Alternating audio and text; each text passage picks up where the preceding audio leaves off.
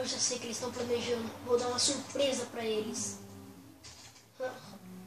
Jefferson é meu tio. Nossa, Reúne. vamos fazer uma reunião. Nossa, então vamos Então, tentar galera, lembrar de novo. Então, cara, eu quero fazer uma pergunta pra você. Você tem algum amigo nessa prisão? Eu tenho. Quem? Esse daí, ó. Ah, mas sim, fora ele. Ah, fora ele, eu tenho um que ele tá foragido. Daí ele tem um monte de coisa. Eles têm arma, essas coisas. Dá pra nós ligar pra eles. Pra poder fugir daqui. Ah, boa então. Acho que eu tenho aquele celular ainda. Acho que a gente tem aquele celular que a gente encomendou a picareta pro chefe. Luciano conseguiu catar. Acho que eu vou ligar pra ele. Tá, liguei. Pera aí, eu vou tentar ligar pra ele. Ai, pera aí. Ai. Então bora ligar então.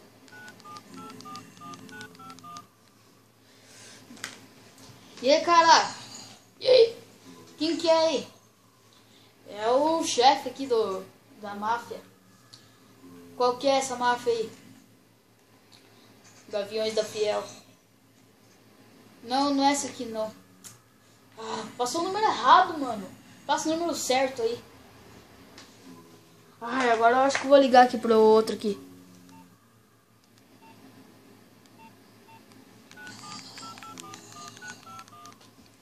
Então bora aqui então, ligar pro cara.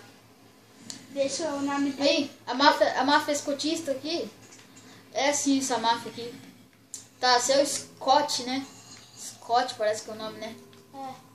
Então, e você pode encomendar um carro pra gente aqui, perto da prisão do Alcatraz? Que a gente precisa de um carro, porque a gente vai fugir daqui. E a gente vai tentar escapar. Daí a gente vai ter que colocar um carro perto daqui. Sim. Beleza? Eu vou passar pro meu amigo aqui. Uhum. Beleza. Pega aí. Pega o celular aí, ó. Eu? Acho que já tá com o celular, fala aí. Ô, amigo, você pega um carro aí, que você tem um monte de carro, né? Mas você pode trazer um carro e... Quantas armas, mais ou menos? Umas 2 armas. E mais 2 armas. Beleza, então. 2 snipers. Tá, beleza. Ele disse que vai trazer... que ele vai... Eu falei o dia que era pra trazer, ele vai trazer lá. Ah, tá bom então. Tururum, tururum. Ih, tá ligando de novo. Oi.